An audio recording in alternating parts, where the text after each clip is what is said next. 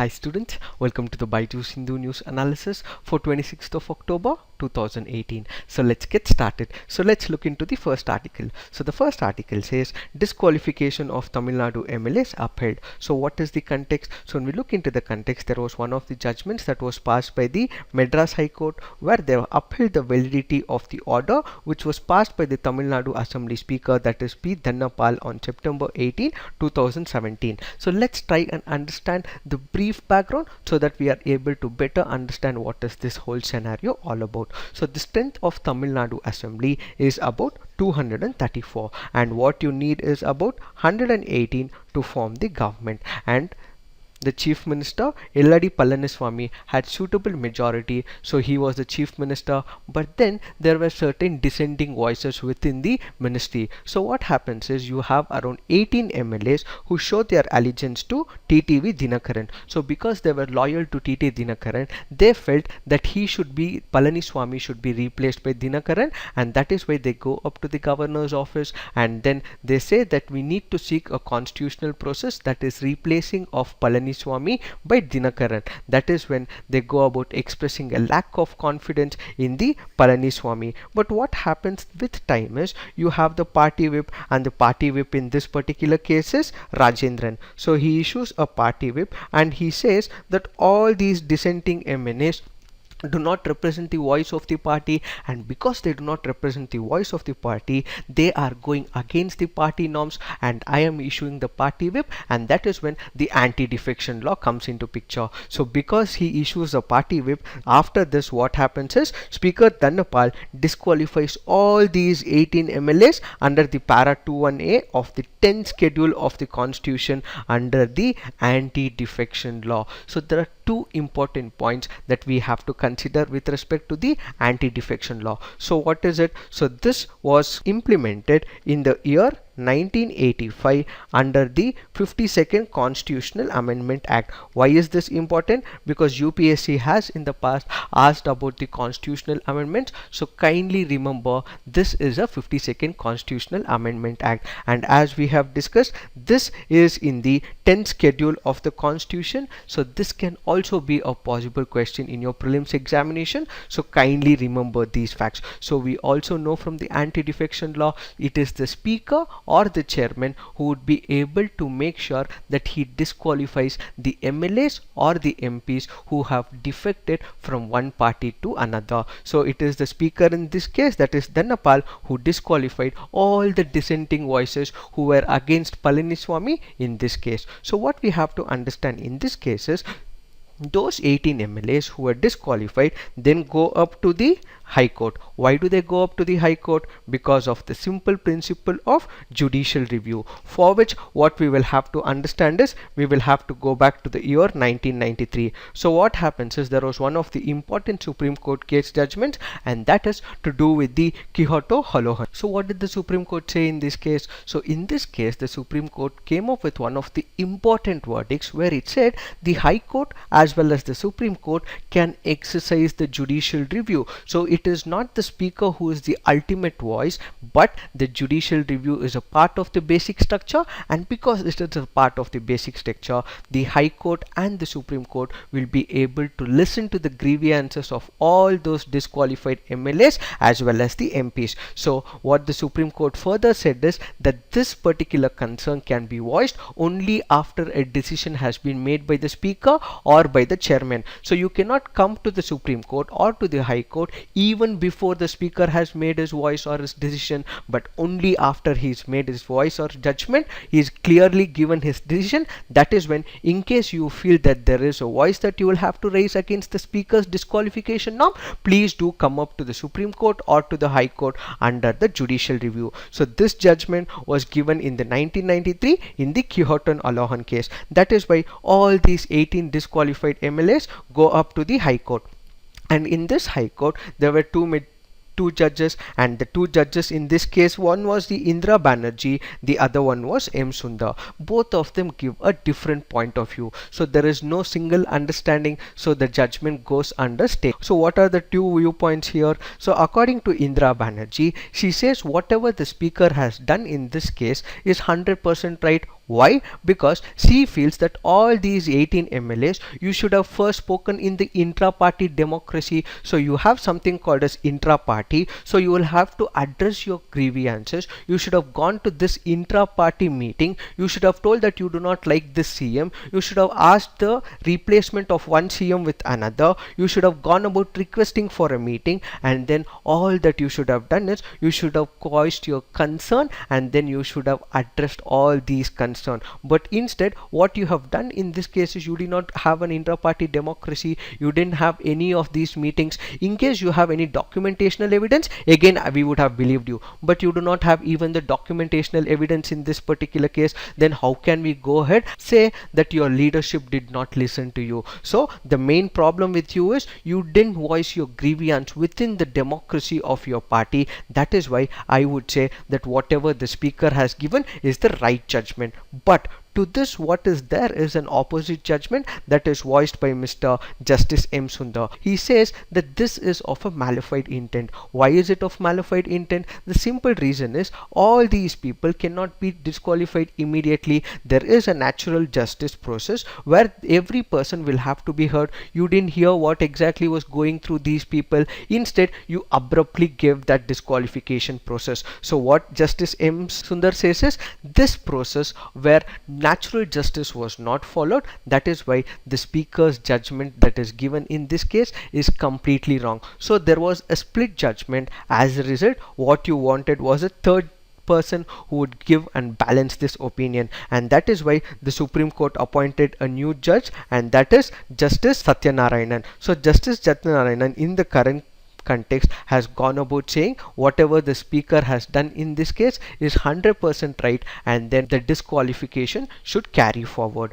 So what is the future course of action? So the future course of action in this case is we have two important steps. So what are the two important steps? The election commission will take the precedence, and then what we will have is the by-elections. And when there is by-elections, all these disqualified MLAs will have to contest the elections, and then people will vote for all their candidates. And the next important point is, in case these MLAs do not like the judgment that is being given by the Madras High Court, what they would be able to do is they would be able to address the grievance in the Supreme Court, and then because they've gone to the Supreme Court, they'll still retain their MLA. And then in case the Supreme Court also comes up with a similar verdict, then what we will have is the bypoll once again. But as of now, there is by-elections that the EC will decide. In case these MLAs do not like whatever the judgment has been given by the Madras High Court, what they can basically go on to do is look into the Supreme Court. So as long as the Supreme Court does not give its judgment, these people will be able to hold on to their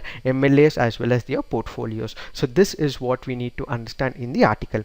What I would request you all to do is kindly look into one of the videos which we have uploaded already on YouTube. Just type anti-defection and then BYJU'S, then you will get the video with respect to the Arunachal Pradesh issue. So we have explained entirely about anti-defection law. So apart from this, the way ahead, what is that we have to understand is there are certain principles and fine-tuning that needs to be done with respect to the anti-defection law. So what are these things that we are supposed to do? So there have been number of reports in the past, let's say for example the Law Commission or the Administrative Reforms Commission. So all these people have suggested a number of measures. So what is the way forward, or what is the things that we need to change about? One of the things that we can actually go about changing is, first is the inner party democracy. So even in this case, what Justice Indra goes about speaking is that you need to create a mechanism for greater inner party democracy. So when you have people's grievances addressed at the inner level of the party democracy, what you will be able to do is you will not have many of the people defecting the party. So the first point of consideration is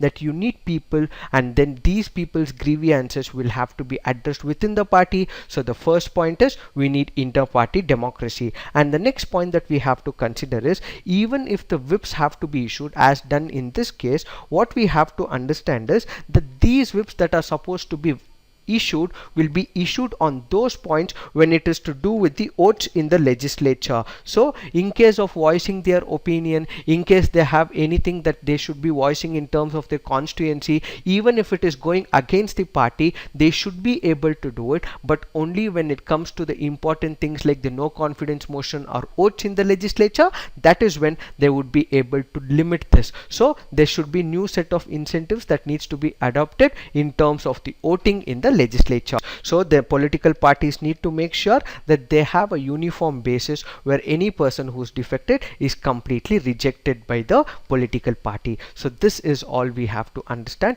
with reference to this article. So moving on, let's look into the next article. So the next article is important from the GS paper 1, and that is to do with the social issues. So what is important from the prelims perspective is we understand one of the important things about the Datapod tribe. So what is important about the Datapod tribe is they are the designated schedule in the states of Andhra Pradesh as well as Odisha. So this becomes a very important question in the prelims examination. So kindly remember these facts. And they speak up Telugu as their language, and India said to be the third largest aviation market. So this is very important from your GS paper 3, that is economy. So there was one of the reports that was published in the International Air Transport Association where it says India, which is currently poised at 7th position, is expected to move to the third among the countries by 2024 in the aviation market globally. So what we have to understand in this case is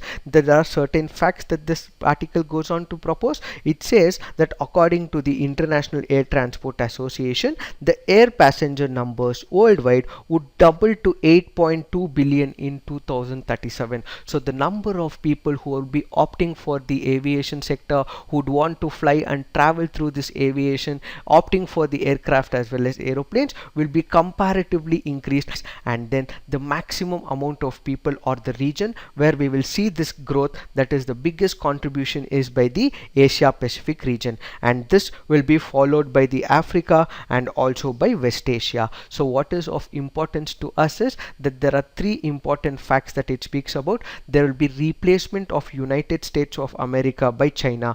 Currently what you see is United States holding the first position, but in 2037 what we will see is China overtaking and becoming the first country which will have maximum number of people who would be opting for the air travel, and then this will be followed by United States of America, and third country we will see is India, and then this will be followed by Indonesia as well as Thailand. So the crux of this article is you will have maximum number of people choosing the air travel in the Asia Pacific region, followed by Africa as well as West Asia. So this is all we have to understand with respect to this article. So the next article says our time begins now. So what is this that we are speaking about? This is in reference to the climate change.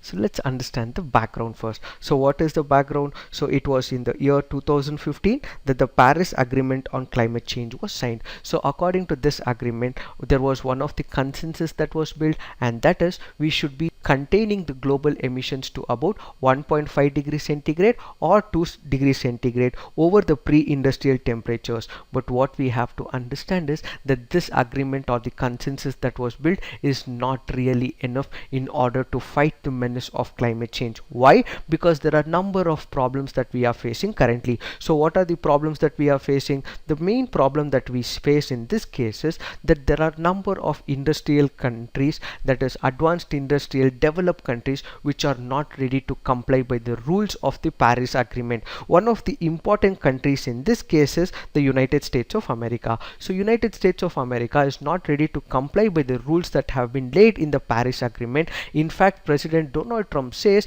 that climate change in itself is a flawed argument, so he goes about withdrawing from the Paris Agreement. Another important country, that is United Kingdom, which is the pioneer of the Industrial Revolution, is also doing less with respect to their claims. So they have major number of goals that they have gone about saying in terms of the aviation, in terms of the shipping and trade, but what has happened is UK has made no reduction with respect to the greenhouse gas emissions. So they have complied and they have come up with number of agreements, but the problem is they are not able to enforce the same thing when it comes at the practical implementational level. So the basic flaws with respect to the Paris Agreement is we have entered into a consensus, But this consensus will not be turning into reality because the developed countries like US and UK are not encouraging and are not being a part of this process. So what we have to understand in this case is the whole burden of it falls on India and other developing countries, and India in specific is what we will be discussing in reference to this article. So what we have seen in this case is that there was one of the reports that was published, and that is the Intergovernmental Panel on Climate Change report on 1.5 degrees centigrade, where it has said that India will have to raise up its standards so that it is not going to feel the brunt of the climate change. And at the same time, there was another important report, and that is the natural climate change, which itself identifies India as the country with most expected damage from the rising level of the carbon dioxide. So you have two reports from the international community which says that India is going to face the brunt of climate change. So what we have to understand in this case is that India needs to make certain amendments, India needs to make certain changes, but the international community on the front is also very complicated. They start comparing India with China. So we understand that India is also a developing country, China is also another developing country, but comparing two different countries is not suitable. Why? We will have to understand in terms of the poverty levels. So when we look into the multidimensional poverty, what we understand is India ranks about 130 among the nations in the Human Developmental Index, while China ranks 86. So when we consider the economical impact, China opened up its economy in the 1970s, we did it in the year 1990s. So both these countries have to lift their population off the poverty, but China is able to do it at an abrupt phase because of its economy, but India is not able to lift people off its poverty because of its democratic process. And what we have to understand in this case is the mere facts in order to substantiate the same. So India still has about 364 million living in the multidimensional poverty, nearly a third are multidimensionally poor, and about 1/5 are vulnerable to the coming poor. And what is more important is you have number of people who are unemployed, and when there is a disaster that strikes, when there is a drought, when there is a flood, or when there is an earthquake that strikes India, the number of people who suffer because of this calamity is comparatively increased. And what we have to consider in this case is that the rural distress as well as the youth unemployment is also more, and there is jobless growth that we are witnessing in India. So you should not be able to compare China as well as India in this consideration. Why? Because both these countries have a different set of economic paradigms and different set of poverty levels. So comparing these two countries is not the right go. So India on itself has two set of complex issues. One, it has to fight the climate change, then the other, it has to fight what is called as the poverty. So India is doing a number of programs to fight the poverty, but India also has to take steps in order to fight the climate change. So what should India do? So in order to make sure that India brings about a change with respect to addressing climate change, what it has to do is it has to make sure, deepen and expand its paradigm in reference to its commitment to the sustainable developmental goals. So what the government should basically go on to do is it should bring about local as well as institutional level innovation so that it is able to create a paradigm change with respect to the climate change. So what is important is the government has already come up with number of innovations. Let's take for example the Bureau of Energy Efficiency. So the Bureau of Energy Efficiency, in line with the government of India, has come up with the number of initiatives. Let's take for example the National Energy Efficient Agriculture Pumps Program. So this is one of the important programs where the pump is connected to control panel, and this will also have a SIM card. So the farmer would be able to control the movement as well as the energy with respect to the agricultural pump. And at the same time, we also have is the National Energy Efficient Fan Program. So again, what we see is the amount of energy consumed by these fans will be comparatively reduced. So this is one of the innovative steps that the government has taken along with the Bureau of Energy Efficiency. Then we also see something with respect to the building. So what we see with respect to the building is you have the number of NGOs, let's say for example the theory and so on, who are coming up with the green buildings, and what they are also coming up with new set of materials as well as fiber composites, so that all these buildings as well as cement industries comparatively emit less of carbon. And next important thing that we have to consider is in terms of the solar energy. Currently India has ambitious goals of with alternative mechanism through the solar energy, for which India has established a number of solar power plants. But what is also of importance is, instead of managing huge grids, now coming up with number of infrastructure projects which consume large amount of land, water as well as the evacuation infrastructure, what the government can also think is it can come up with the microgrids. So we have already seen that there are number of states which has enforced this. One of the state in this case is Jharkhand. So the Jharkhand in this case has effectively made use of microgrids instead of humongous and large infrastructural projects. So the same solar energy, instead of advising and building up huge infrastructure, what we would be able to do is we should be taking at the micro scale level, that is in terms of the microgrids. And apart from this, we can also come up with some of the agroecology segment. So what do we mean by it? Let's say for example that there is one of the important programs that the Andhra Pradesh government has come up with, zero budget natural farming. So you have less amount of fertilizers used, there is reduction in the dependence on the fertilizers as well as the pesticides, but indirectly what we are also generating is an increase in the crop yield, raising profits, and then trapping all the soil carbon,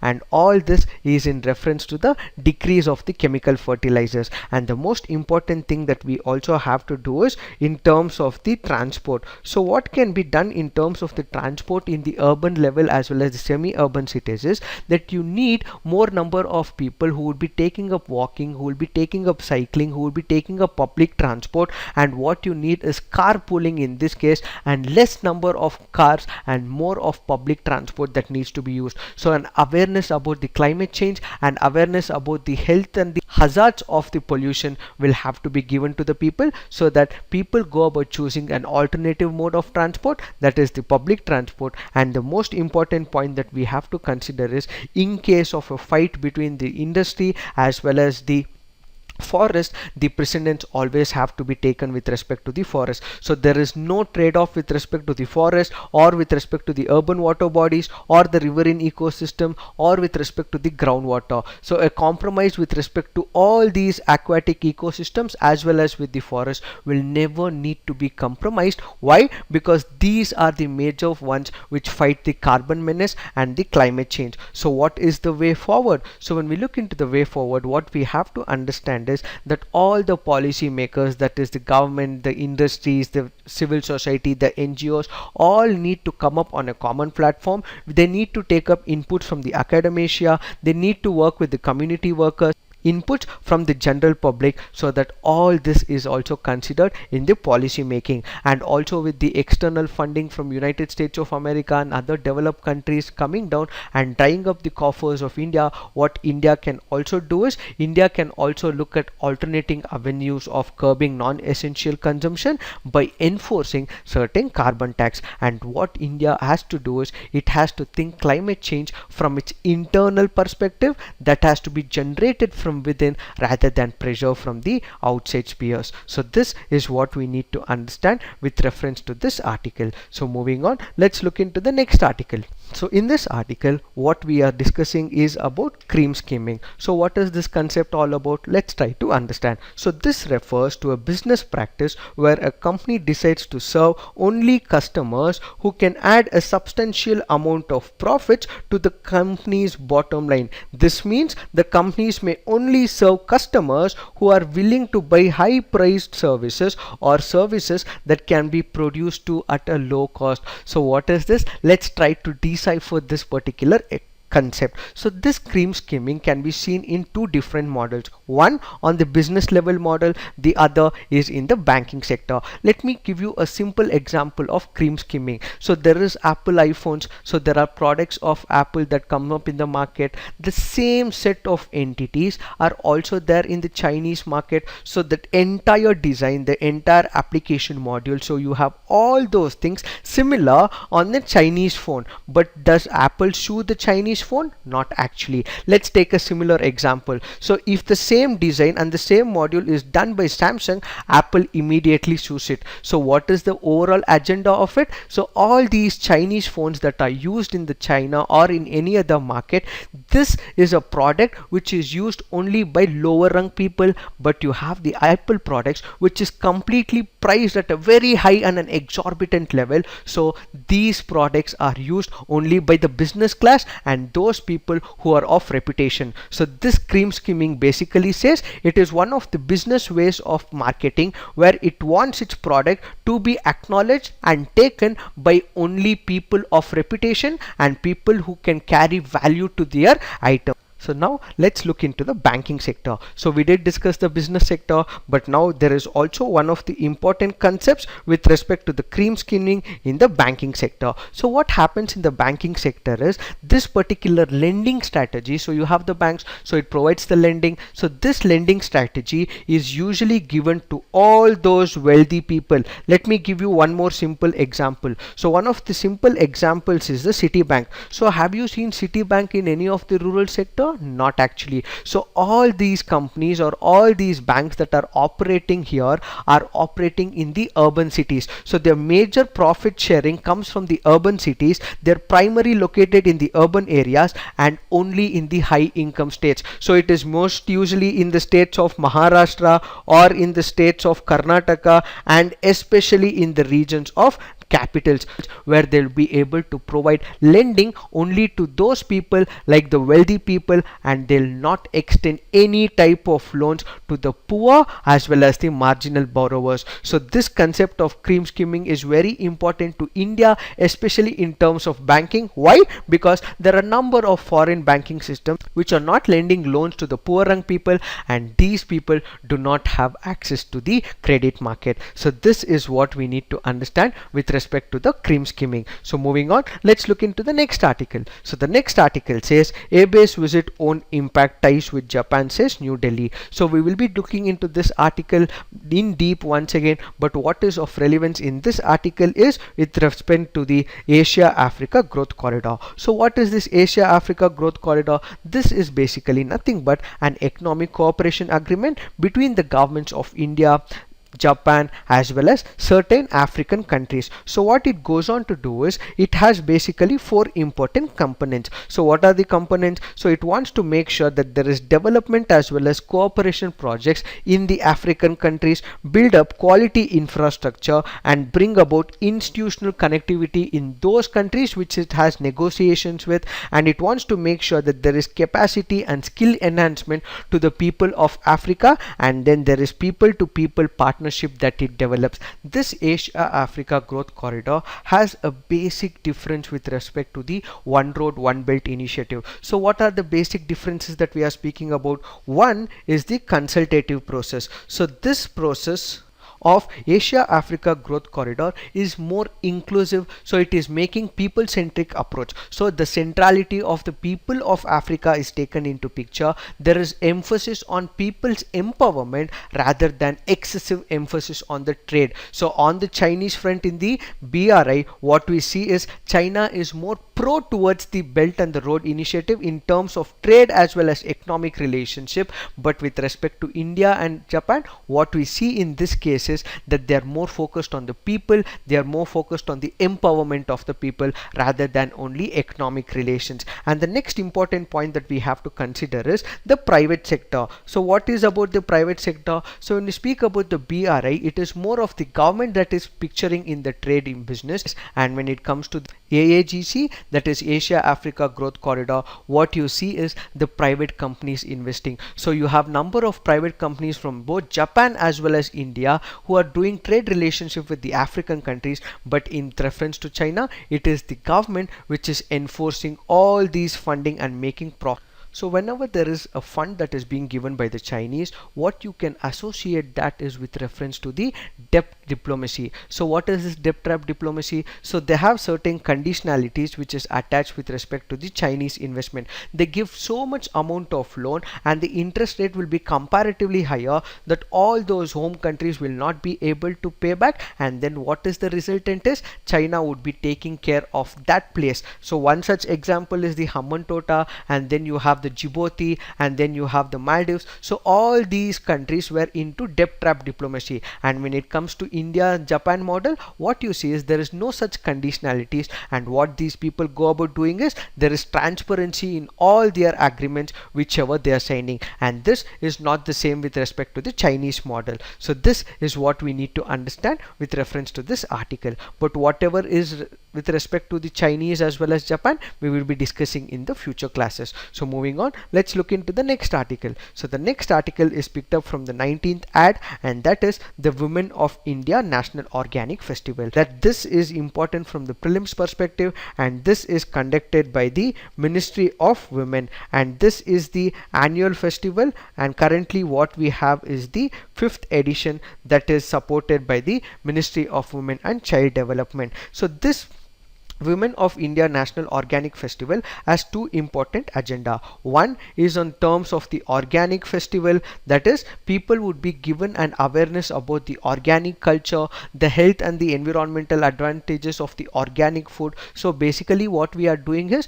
we are giving all the important informational evidences with respect to the organic food, and on the other side what we are also focusing is on the women. So this is also promoting women entrepreneurship. So people in the local and the rural community will be encouraged to grow more of organic food, and then what this will also do is creation of jobs for the women. So moving on, let's look into some of the important prelims practice questions. So the Sinjara mountain recently seen is in Iraq. Government of India promote the use of neem coated area in agriculture. It is because the neem coating slows down the rate of dissolution of urea in the soil. So moving on, let's look into the practice questions of the mains. So the Me Too movement marks the idea of changing patriarchic misogyny but fails the test of due process. Critically comment. So whenever we are answering any of the questions, what we need to understand is to understand the keyword. So what is the keyword here? It is critically comment in this case. So we will have to weigh the answer both on the positive as well as on the negative side, and then come up with the conclusion. So in this answer we have four structural modules. One, you have the start, then you have the positives, then you have the negatives, and then you are concluding it on a positive note. So first thing that we have to understand is what is this Me Too movement. So it is nothing but a movement against the sexual harassment as well as sexual assault.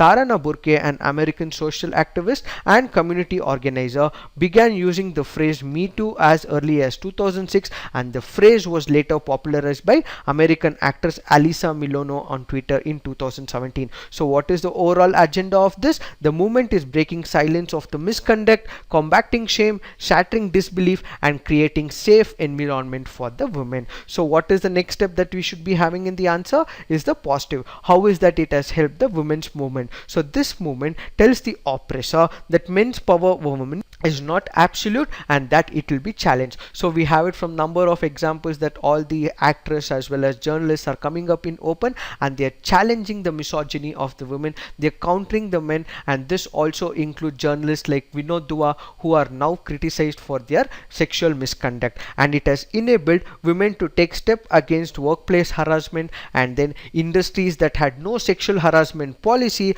or readdress mechanisms are now being forced to set up the committees. So these are all the advantages that this Me Too movement has done, and corporates are being forced to proclaim that they have zero tolerance for sexual harassment. So this Me Too has forged an alliance of sisterhood which dilutes the misogyny. So these are the number of developmental aspects that has been taken with respect to the Me Too. However, this also needs the introspection because this is the critically comment. So we will also have to look at the negative light. So what is the negative? It speaks about the accused are being punished without the due process. So is there any law which is speaking about it right now? Not actually. So is the culprit being questioned under the court? Not actually. So this is the major problem. So the Me Too movement has been criticized for putting too much public focus on the consequences of specific individuals who have been accused of sexual misconduct as opposed to discussing policies and changes of institutional norms. So yesterday we did discuss that the government is planning to come up with one of the institutional mechanism,